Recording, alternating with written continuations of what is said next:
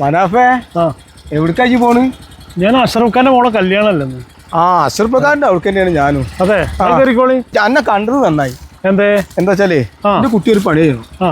ഈ കവറൊന്ന് ഓന്റെ അടുത്ത് കൊടുക്കണം. ഓന്റെ ഇപ്പോഴത്തെ അവസ്ഥക്കൊക്കെ അറിയാം. 5-6 മാസമായിട്ട് ഓനാണെങ്കിൽ പറ്റക്കെടുപ്പിലും അല്ലേ. ആ പെണ്ണാണ് അതൊക്കെ നടന്ന് പറഞ്ഞിരിക്കണത്. ആയിക്കോട്ടെ വാലട്ടെ, ഒരു കുട്ടിയുടെ കാര്യമല്ലേ. പിന്നെ ഓനാണെങ്കിൽ എൻ്റെ കുട്ടിയുടെ കല്യാണത്തിനെ ഒരു 5000 റുപ്യ വെച്ചതാ. ഞാൻ അതിൽ കൂടെ ഒരു 5000 കൂടി കൂട്ടിയിട്ടുണ്ട്. അവിടെ നിന്നൊക്കെ നുള്ളി ഒപ്പിച്ചിട്ട് ഞാൻ 10 റുപ്യ ഉണ്ട്. കല്യാണത്തിന് ഞാൻ വരുന്നില്ല. എനിക്ക് 12 മണിക്ക് ഡോക്ടറെ ബുക്ക് ചെയ്തിട്ടുണ്ട് എടപ്പാളേ. അപ്പൊ അവിടെ ഒന്ന് പോകണം. ഷുഗറൊക്കെ ആണെങ്കിൽ കൂടിയിട്ട് വലിയ പ്രശ്നത്തിലാ.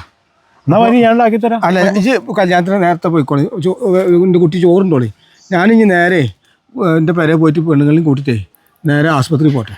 അത് കൊടുക്കേ. എൻ്റെ കുട്ടിയായ കാരണം എനിക്ക് സന്തോഷമായി, വിശ്വാസമായി. അതവിടെ കൊടുക്കട്ടാ. പാലേട്ടാണ് നടക്കട്ടെ. നന്നായി. അല്ലെങ്കിൽ ഈ വെയിൽ കൊണ്ടിട്ട് ഇങ്ങനെ നടന്നിട്ട് നേരത്തെ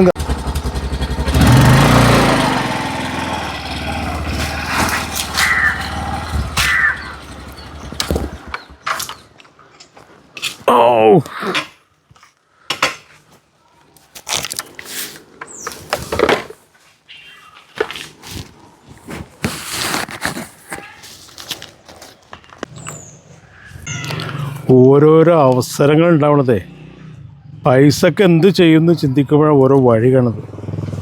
പാലേരി പാല, എൻ്റെ പൊന്ന് പാലേട്ടാ, അഷ്റഫ് ഖാൻ്റെ മോളെ കല്യാണത്തിന് നിങ്ങൾ കൊടുത്തില്ലെങ്കിലും ആ കല്യാണം നടക്കും. പക്ഷേ നമ്മുടെ കയ്യിൽ പൈസ എങ്കിലേ ഒരു പരിപാടി നടക്കൂല. പാലേട്ട ഓക്കെ പാലേട്ടാ, താങ്ക് യു പാലേട്ടാ.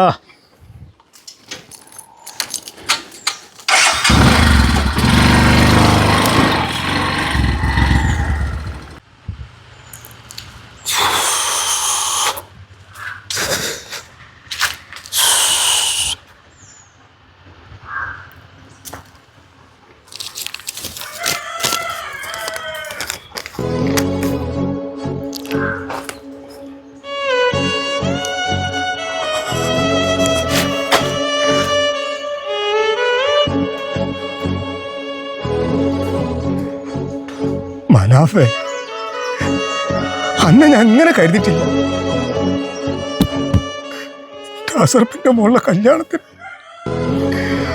10,000 റുപ്യ എന്നോട് ഈ ചതി വേണ്ടായിരുന്നു. ദൈവേ. ഹലോ, ഈ എവിടെയാടാ? കല്യാണം വീട്ടിലോ? അത് ശരി. എന്നാളേ ബിരിയാണി കഴിക്കുമ്പോൾ ശ്രദ്ധിച്ച് കഴിച്ചോട്ടോ. നമ്മുടെ മനാഫിൻ്റെ അവസ്ഥ ഉണ്ടാവണ്ട. അതന്നെ ആടെ നമ്മളെ ഉടായിപ്പ് മനാഫില്ലേ, അവൻ തന്നെ. അഭിജി അറിയിട്ടില്ല? അത് ശരി. നമ്മളെ അഷ്റഫ് ഖാൻ്റെ മോളെ കല്യാണത്തിന് പോയിട്ടേ വാരി വലിച്ച് ചിക്കൻ ബിരിയാണി കഴിച്ച് അതിൽ എല്ലാം അങ്ങോട്ട് തൊണ്ടയിൽ കുടുങ്ങി. ഇപ്പം ഉണ്ടല്ലോ ഹോസ്പിറ്റലിൽ ICUലാണ്. പറഞ്ഞ് കേട്ടു 1.5 ലക്ഷം റുപ്യൊക്കെ വേണം ഓപ്പറേഷനാണ് പറയണത്.